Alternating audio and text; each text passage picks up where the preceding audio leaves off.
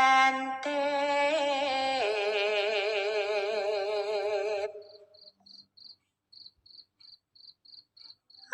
aja pijar manganendra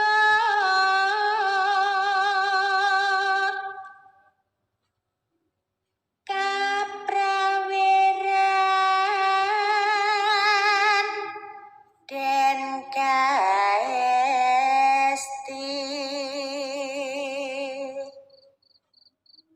pasunan sarira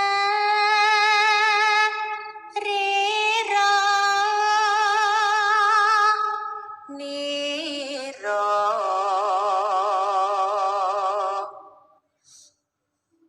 sudanen dahar lan guling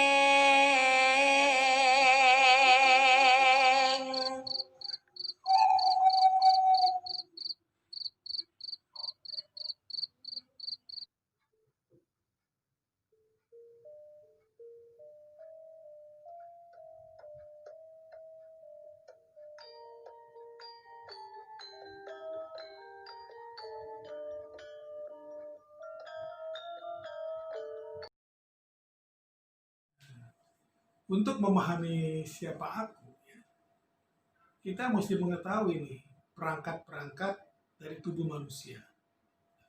Ada 3 perangkat tubuh manusia. Nah, yang pertama adalah ini badan raga kita ini, tubuh fisik ini adalah perangkat pertama dari siapa aku. Nah, badan fisik. Nah, dalam istilah Jawanya disebut dengan stula sarira. Nah, adapun ciri-ciri dari badan fisik kita ini, dia kasat mata, bisa dilihat, bisa dirasakan, bisa dilihat ya. Nah, badan fisik ini bersifat mortal, atau artinya dia tidak abadi. Ya. Dalam istilah dagangnya mungkin ada kadaluarsanya nih produk ini ya. Ini produk yang jadi badan fisik ini produk kadaluarsa, ada expirednya. Ya. Nah, jadi dia bisa bersifat rusak. Artinya apabila badan fisik sudah tidak berfungsi, maka badan fisik ini dapat dikatakan telah rusak. Dan akhirnya kita mengenal dengan istilah mati, ya kematian. Nah, kematian sebenarnya adalah fenomena rusaknya badan fisik, tidak berfungsinya badan fisik. Itulah fenomena kematian ya. Nah, badan fisik ini kita istilahkan sementara kita istilahkan sebagai kendaraan kita dalam hidup ini, ya, dalam fisik ini. Nah, kemudian perangkat kedua. Perangkat kedua ini sering kita sebut sebagai jiwa. Ya. Nah, dia juga memiliki nama lain yaitu sebagai badan halus, dalam istilah Jawa sukma sarira, atau disebut juga dengan nafas, atau disebut juga dengan si aku kecil. Ya, aku kecil. Nah, si aku kecil ini yang sering mengaku-ngaku nih. Ini badanku, ini kepalaku, ini tanganku, ini pikiranku, dan aku-aku lainnya. Ya. Nah, jiwalah yang dikenal sebagai personality atau pribadi seseorang. Ya. Nah, jiwa juga bersifat mortal. Jadi jiwa itu tidak abadi ya, dia bersifat mortal. Jadi segala sesuatu yang diciptakan pasti mortal ya, tidak abadi. Nah, jiwa inilah yang bisa ditunjuk, tadi saya katakan jiwa adalah pribadi. Nah, jiwa inilah yang bisa ditunjuk sebagai diri manusia atau diri makhluk. Nah, jiwa memiliki 4 perangkat ya, atau 4 unsur halus. Nanti kita akan bahas. Nah, sementara ini tadi tubuh fisik kita sebut sebagai kendaraan, nah maka jiwa kita sebut sebagai supirnya. Fisik kendaraan, jiwa sebagai supirnya. Yang mengendalikan tubuh fisik itu adalah jiwa. Nah,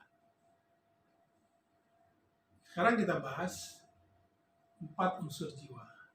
4 unsur jiwa. Nah, pertama adalah kesadaran, atau disebut juga dengan budi. dia berfungsi sebagai kesadaran jaga atau keterjagaan, atau dalam bahasa Inggrisnya awareness. Nah, dia juga berfungsi sebagai kesadaran kepahaman atau unconsciousness. Kesadaran memiliki pemahaman akan ruang dan waktu. Dan dia juga memiliki kebijaksanaan dan pertimbangan-pertimbangan yang matang. Nah, itulah kesadaran. Nah, unsur jiwa yang kedua adalah ego atau aku atau keakuan atau perasaan. Dalam bahasa Jawanya disebut ahangkara. Keakuan atau ego berfungsi untuk misalnya merasa suka, nggak suka, senang, nggak senang, happy, nggak happy, ya. Itulah perasaan-perasaan seperti itu, itulah yang munculnya dari ego kita. Sehingga ego inilah disebut juga dengan perasaan.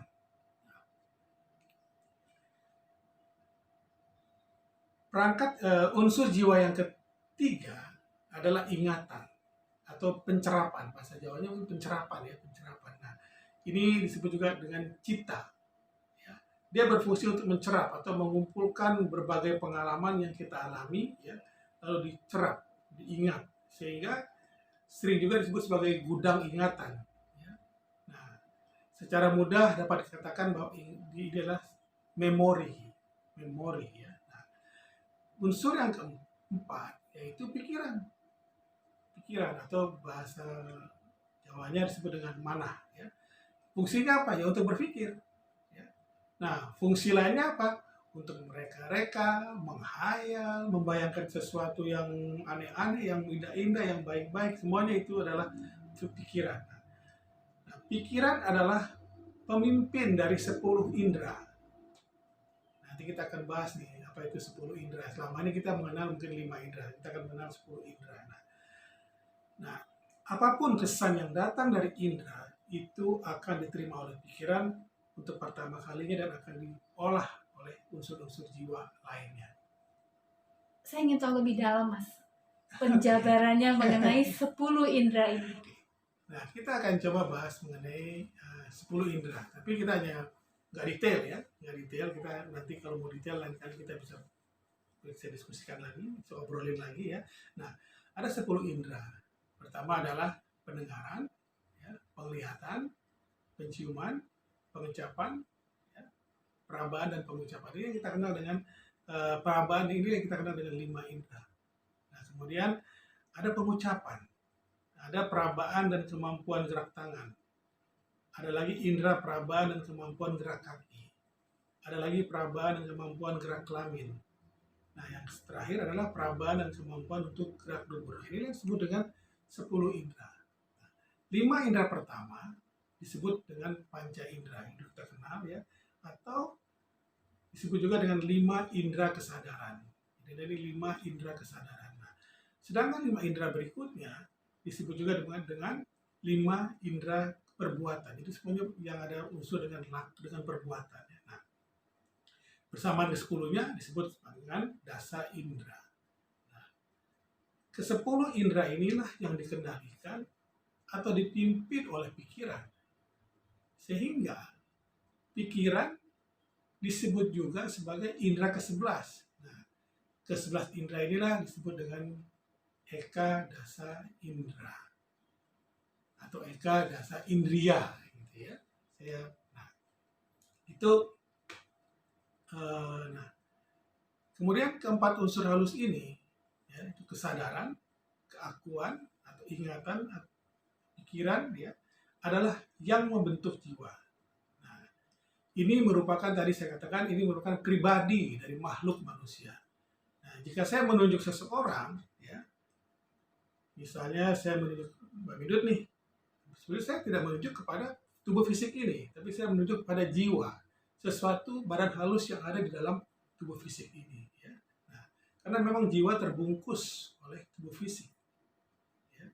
Jadi ketika saya menunjuk seseorang, sebenarnya saya menunjuk pada jiwanya, ya. Nah, kedua badan, baik badan fisik maupun badan halus atau jiwa, itu terikat oleh sesuatu. Nah, ini penting yang perlu kita tahu, ya. terikat oleh sesuatu yang abstrak. Ini harus kita pahami bahwa tubuh fisik dan jiwa kita terikat pada sesuatu yang abstrak, ya, yang bukan merupakan pribadi, ya, yang bukan merupakan pribadi. Nah, sesuatu penggerak yang tak terbayangkan yang menghidupkan tubuh fisik dan jiwa. Nah, inilah yang disebut sebagai perangkat unsur aku yang ketiga. Apa itu? Ya, kita mengenal dengan sebutan ruh. Ya, kita mengenal dengan sebutan ruh. Nah, atau disebut juga dengan nyawa. Nah, yang lebih keren disebut dengan diri sejati. Ini sekarang lagi musim menyebut diri sejati, ya. Nah, atau atma sarira atau sang atma atau atma. Nah, dialah yang menghidupkan, sehingga disebut sebagai sang hidup atau sang gesang. Ya. Nah, inilah si aku besar, si aku besar. Nah,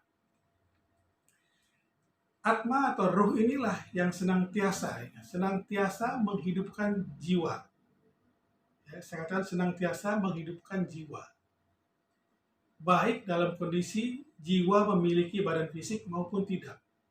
Nah, jika jiwa menempati badan fisik, maka atma juga akan menghidupkan badan fisik. Jika badan fisik telah rusak dan tidak berfungsi, sang atma hanya menghidupkan jiwa. Nah, fenomena inilah yang kita sebut dengan kematian. Jadi setelah badan fisik ini rusak, tidak berfungsi lagi, nah inilah yang disebut dengan peristiwa kematian. Oke, nah sampai sini dulu. Tadi kita katakan bahwa tubuh fisik adalah sebagai, kita umpamakan sebagai kendaraan, jiwa sebagai supir. Nah, ruh atau atma inilah merupakan energi yang menghidupkan mesin, bukan menghidupkan mobil, ya, tapi menghidupkan mesinnya, ya, energi yang menghidupkan mesin. Nah, seperti apa dia ruh ini? Nah, ruh atau atma, saya lebih sering menyebutnya atma, lebih enak buat saya rasanya, ya. Nah, sang atma bukanlah suatu pribadi, ya. Keberadaannya sangat abstrak, ya. Artinya tidak bisa digambarkan sebagai apapun. Ya, dia merupakan percikan dari yang maha hidup, atau bisa disebut juga dengan sang sumber semesta, atau disebut juga dengan Tuhan. Nah, dia melampaui fisik atau alam nyata, ya, maupun melampaui yang non fisik, yang gaib. Nah, dia tidak bisa, ruh atau atma tidak bisa diuraikan setelah diungkapkan dengan kata-kata. Jadi seperti apapun kata-kata yang bisa kita uraikan, tidak bisa dapat mendefinisikan apa itu ruh atau atma itu, ya. Nah, apa dengan sang sumber semesta atau Tuhan itu sendiri, dia tidak bisa digambarkan dengan apapun. Kemudian tidak bisa diserupakan dengan apapun, tidak bisa dicocok-cocoki dengan apapun, gitu, ya. Nah, tidak bisa diungkapkan dengan kalimat serumit apapun. Nah, ciri-ciri yang lain dari ruh adalah, nah, dia melampaui segala sesuatu, dan sekaligus dia adalah segala sesuatu itu, ya. Dia ada dan dia juga tidak ada. Jadi Tuhan itu ada dan juga tidak ada. Nah, sang sumber semesta itu adalah Allah, bukan makhluk hidup. Yang jelas, ruh atau atma tidak berjenis kelamin, tidak menempati tempat tertentu, karena semua tempat berada pada dirinya, ya. Nah, kalau gitu, bagaimana sih atma itu sebenarnya? Nah, kalau dalam istilah Jawanya disebut tan keno, kenoyo, ngopo. Tidak bisa diserupakan dengan apapun. Nah, itu, ya.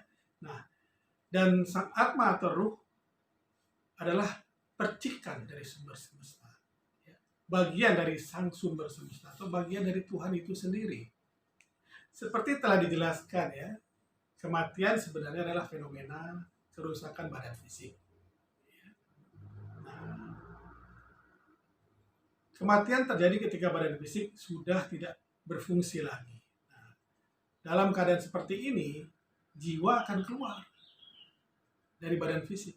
Jadi jiwa kalau kita mati itu ya jiwa keluar ya dari badan fisik ya. Nah, namun demikian jiwa masih tetap dihidupi oleh ruh, oleh atma secara penuh. Jadi ketika jiwa ini keluar, ya ruh ikut juga. Ya. Nah, jiwa dalam perjalanan hidupnya ya tentu masih memiliki utang-utang perbuatan. Nah, dalam istilah ini mungkin kita mengenal kata-kata karma. Nah, maka jiwa karena ada karma, karena ada perbuatan yang harus diselesaikan, maka jiwa harus menikmati dari buah perbuatannya, baik perbuatan yang bijak maupun yang buruk. Nah, saya gunakan kata-kata di sini menikmati. Jadi yang buruk itu dinikmati. Jadi hasil dipetik ya, Panen ya. dipanen, yang buruk itu dia dinikmati, yang enak pun juga dinikmati. Jadi ini bukan hukuman ya, bukan hukuman, tapi kita nikmati baik itu yang baik maupun yang buruk. Nah, oleh karenanya jiwa akan tertarik nih kepada fisik baru atau akan mencari badan baru. Ya. Dia akan mencari-cari di mana badan baru yang sesuai dengan perbuatannya. Ya. Nah, maka inilah yang disebut dengan kelahiran kembali, atau dalam istilah Jawanya tumimbal lahir, atau bahasa kerennya Mama Bidut, reinkarnasi. Ya, reinkarnasi. Nah, inilah reinkarnasi suatu konsep yang masih membuat orang kalau dengarnya masih ya sesuatu yang menarik ya untuk dibahas. Nanti kita akan bahas reinkarnasi. Nah, karena sang atma atau ruh ya menghidupi jiwa, maka sudah tentu sang atma akan ikut terus dalam proses berkali-kalinya kelahiran jiwa ini ya. Nah, sehingga seolah-olah yang lahir kembali itu atma, seolah-olah yang lahir kembali itu adalah atma, padahal atma atau roh tidak mengenal kematian dan kelahiran. Nah, jadi jiwalah yang mengenal kelahiran dan kematian. Nah, dengan demikianlah sang atma harus mengikuti jiwa kemanapun jiwa dilahirkan sesuai dengan perbuatan. Jadi ikut aja nih atma, karena dia menghidupkan jiwa ya. Nah, suatu saat nanti ya jiwa ini akan pecah istilahnya atau lebur. Nah, lebur kita akan bahas pecah itu lebur itu kemana maksudnya ya. Nah, pada saat jiwa ini lebur, maka sang atma atau ruh akan terbebas dari apa? Dari ikatan duniawi.